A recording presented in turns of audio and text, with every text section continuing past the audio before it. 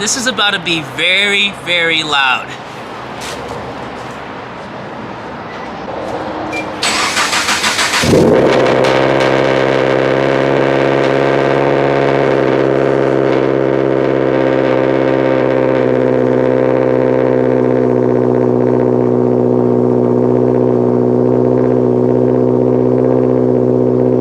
Welcome back to the channel, everyone. Hopefully that cold start wasn't too much for you guys. Honestly, that was pretty crazy. You guys saw that. Actually, shout out to E85 out the exhaust tip. Now for this video, we're gonna be going over the full mod list for my 350 wheel horsepower BRZ FRS 86. You guys know the drill. I'll be going ahead and updating you guys on additional mods when they do come in, especially the big mods. But right now, the setup is pretty much sound. The only thing that I do not have on the car, or I should say the only three things I do not have on the car, but I'll make individual videos for those down the line, are going to be my AEM gauges, my bigger intercooler, as well as my oil cooler. Everything else that I have on the car right now is pretty much just what's going to be on the setup up until I go ahead and build the motor and go for more power. So I want to go ahead and kind of explain everything that's done in the car right now to get it to 350 wheel horsepower, because I feel like that's kind of the number where I believe a majority of 86 BRZ FRS owners are trying to get to. So go ahead and pull up to a spot or right next to a highway. It's going to be way too loud, way too much wind noise, and we can go ahead, pop the hood, and discuss everything that's done to the FRS. Let's get right into it. Alright, so I decided to go ahead and kind of just make this video at the storage unit because I had to run some errands, and honestly the spot that I was going to go to record this video, it was packed. It would have been literally impossible. So hopefully the wind noise isn't that bad. Now we're going to start with everything that's under the hood because that's where the fun begins, and then we are going to make our way, inside the car, and I can explain everything that I've done in the car. And obviously when I do modifications in the future, I will go ahead and explain what I am doing and also why I am doing it. The car is dirty. It's literally about to get worked on again. Got some slight modifications I will be doing, mentioned previously in this video. So once all that stuff is done, we'll go ahead and clean the car again and clean out the engine bay. So speaking of engine bay, let's go ahead and talk about the mods. So first off, you guys can see we have a Greddy T518Z turbo.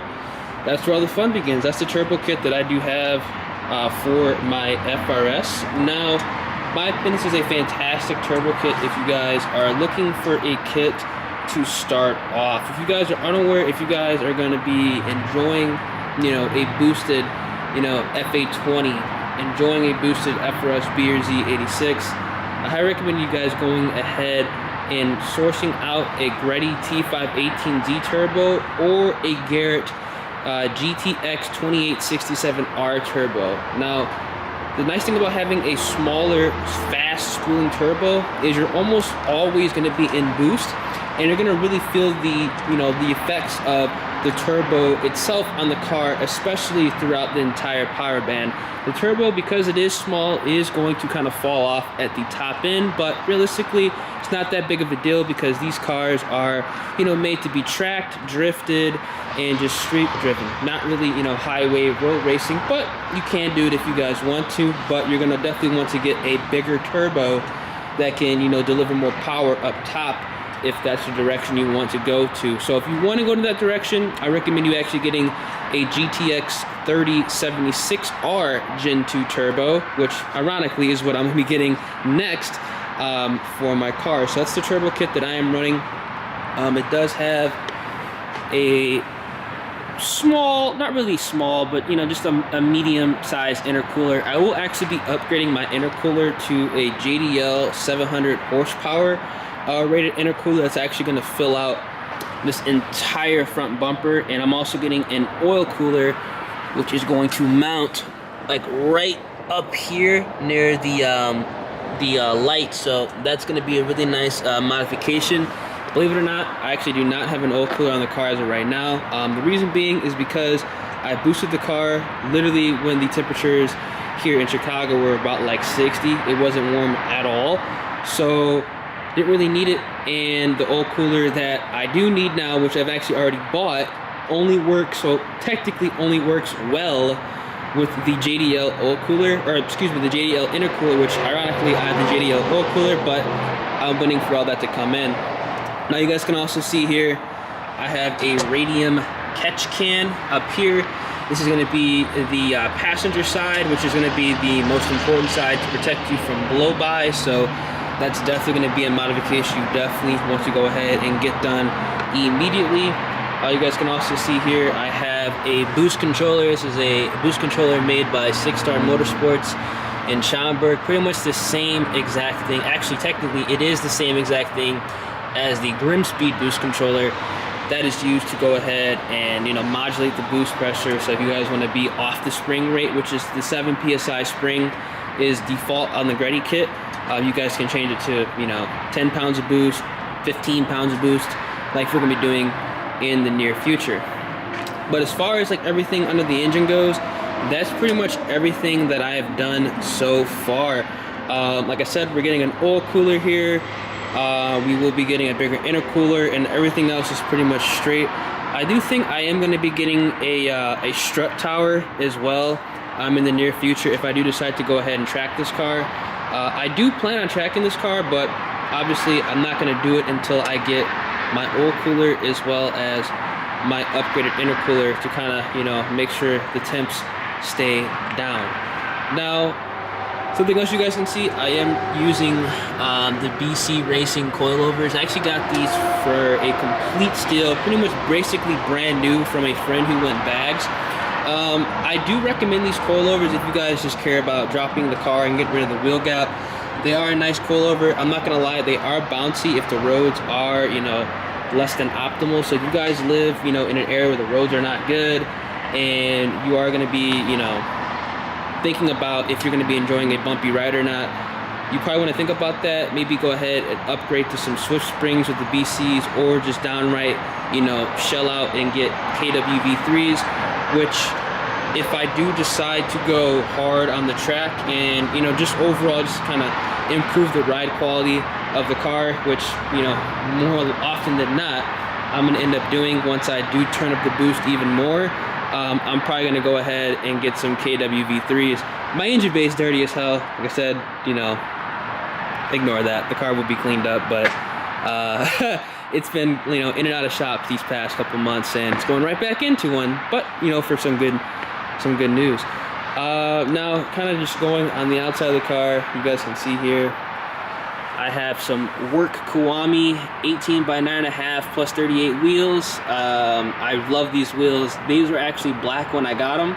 I got them, you know, from a local powder coated them bronze. Actually look exactly like the TE37 bronze, which, you know, I wasn't really going for that. I was kind of trying to replicate the exact bronze from the work Kiwamis that they actually sell, but hey, it actually looks, you know, pretty damn good, and I'm happy about it. So I got the 18 by 9.5 squared all the way around. Really enjoy how these look. Gotten a lot of compliments on the car, or at least the wheels in the car. Like them. Still gotta fix that rock chip, but we'll be doing that when it gets really nice outside, as you guys can see. Also, speaking of kind of like the wheels and tires, I am running Toyo R888R proxies all the way around 255, 35, 18. If you do want to go ahead and run a 255, 35, 18 tire with a 18 by 9.5 wheel, you are going to have to get coilovers. I was on the TRD springs previously, which honestly are actually a pretty good ride. For OEM Plus springs, they're damn solid. Now, the BC Racing coilovers compared to the TRD springs, honestly, I could not notice a difference. It felt the exact same. And so if you guys are, you know, on the TRD springs now and thinking about getting BCs, you're not going to notice any difference in ride quality, which is very good. And obviously, for those of us who just wanted to get rid of the wheel gap and also kind of stiffen up the ride and also be able to run a wider tire, having BCs, you know, with this setup is perfect, and I like it. Now, part of the other, you know, the outside of the car, I have the official STI side skirts, STI rear spats, and I have a maxed in design front lip. Didn't want to go crazy on the front lip because it is a front lip, the car is low, there's really no point.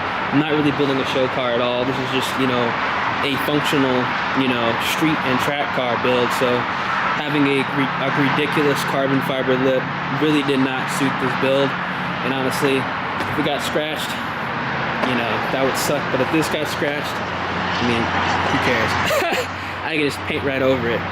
But that's pretty much kind of the outside of the car.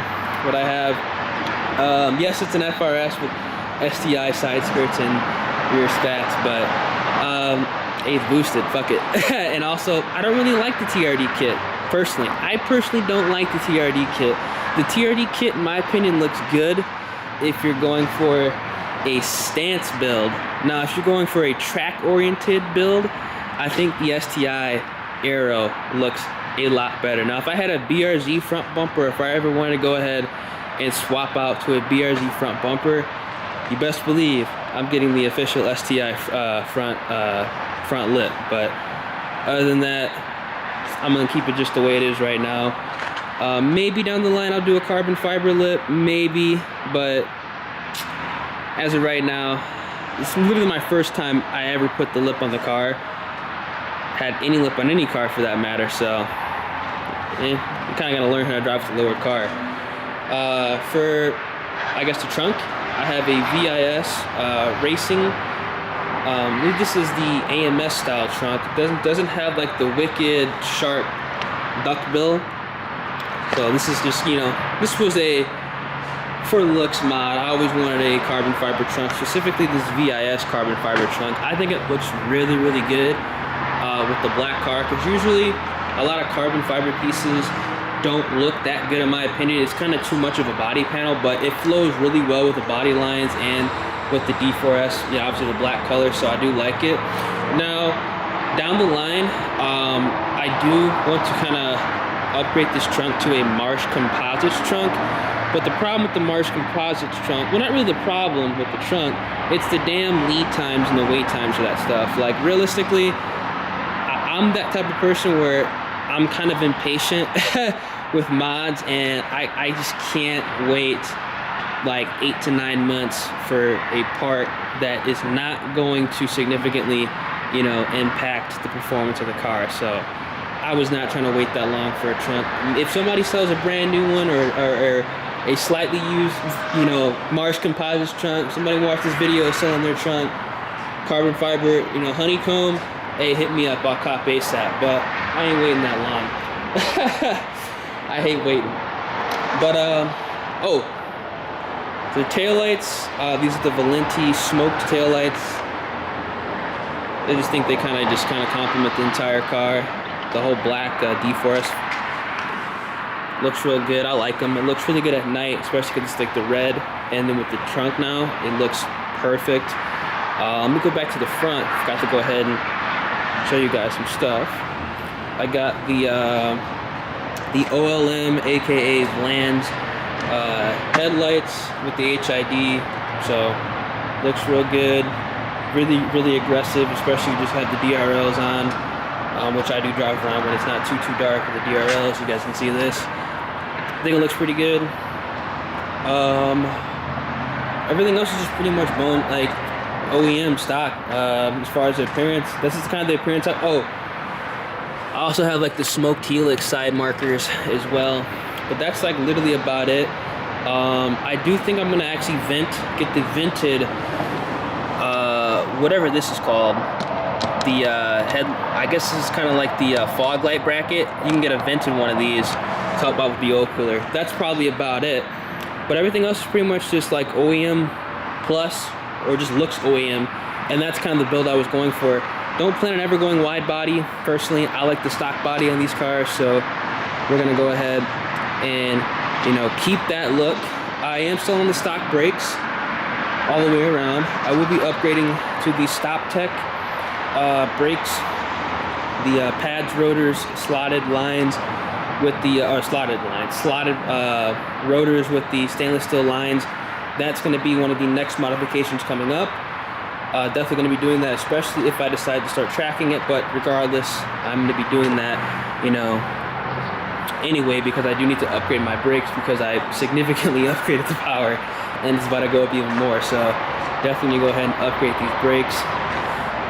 But yeah, like everything else is like I said, pretty much the same. I might go ahead and put like the shark fin antenna instead, but you know, kind of those miscellaneous mods, it's not that big of a deal. As far as exhaust goes, I do have a custom center exit exhaust coming out of where the fourth brake light would be. This was made and constructed by P&L Motorsports in Lisle, Illinois. This is a complete turbo back exhaust, all 3-inch. Pretty much everything's 3-inch. In my opinion, it sounds amazing. I've uploaded multiple videos on the channel kind of showcasing this exhaust. I'm gonna go ahead and fire it up for you guys real quick, and then we can kind of talk about some of the stuff that I've done inside of the car.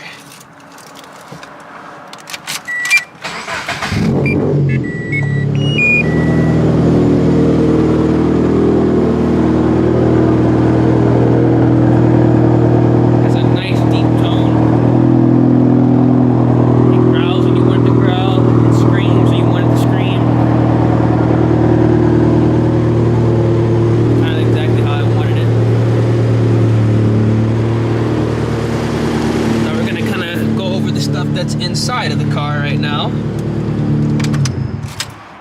Now, as you guys can see here, I do have a Sparco quick release steering wheel. I have a Sparco quick release itself. I actually have a new one, a black one, that I'm gonna be swapping this one out for.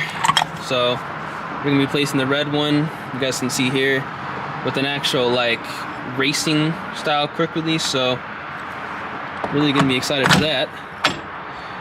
You guys can also see here I have a P3 vent gauge, which can show everything: boost, AFR, oil temp. I will be going ahead and actually getting some more gauges installed this week. We're making a video on that.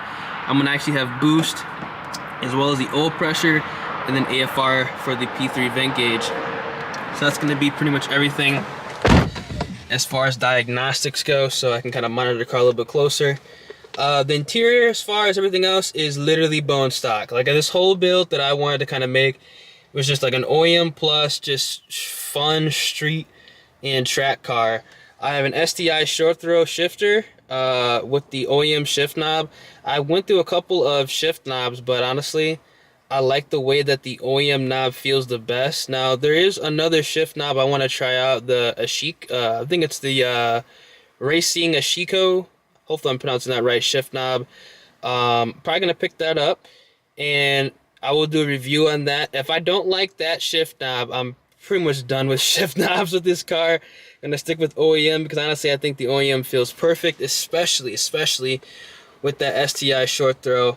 And yeah, that's pretty much everything I've done to the car right now. I still got the stock hood. I do want to go ahead and get a vented hood, but again, the thing about the vented carbon fiber hoods is a lot of the ones besides Marsh Composites actually are heavier than stock and do more harm than good. So obviously I don't want to do any more harm than good in the car. I have to wait for Marsh Composites to send me a hood, or if somebody is selling a Marsh Composite carbon fiber hood, hit me up. I will cop ASAP. I'm not kidding. Hit me up. The day you hit me up, I'm copping it ASAP. I'm actually begging that somebody hits me up for the hood as well as the trunk, because I want that shit ASAP. I will pay for that shipping. But like I said, everything else inside the car is bone stock. I need to clean out the car ASAP, but you know, when you're working on the car and you know you're getting things installed, I mean, there really is no point to clean it up because it's gonna get dirty right back. But yeah, that's the entire build. Let me know down in the comment section what you guys think I should do next. Honestly, I think I might add some slight carbon in the interior. I'm not too sure. I'm not really that huge of a carbon guy. I know it's kind of weird because I have the carbon fiber trunk, but I don't like a lot of carbon. Like, having a trunk is probably the biggest body panel I'll ever have carbon. Maybe a front lip, but I mean, even that, it might look tacky. If I do get the hood, it's gonna be 100% paint matched with just the vents that are carbon exposed. I think that would look amazing with the black car, or any car for honestly that matter. But that's pretty much, you know, the entire build. Like I said, let me know down in the comment section what you guys think, and if you guys, you know, recommend any more modifications. I think I actually might get a Killer Bee oil pickup. I think I might do that. Shall see, we shall see. But yeah, that's pretty much it. That is my build. This is my 350 wheel horsepower turbo Scion FRS, man.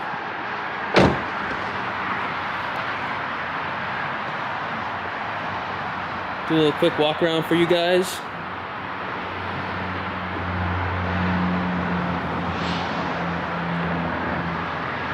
But yeah, that's everything, man. It's been your boy Redline POV. Ooh, I like that. And I'm gonna catch you guys in the next one. Deuces.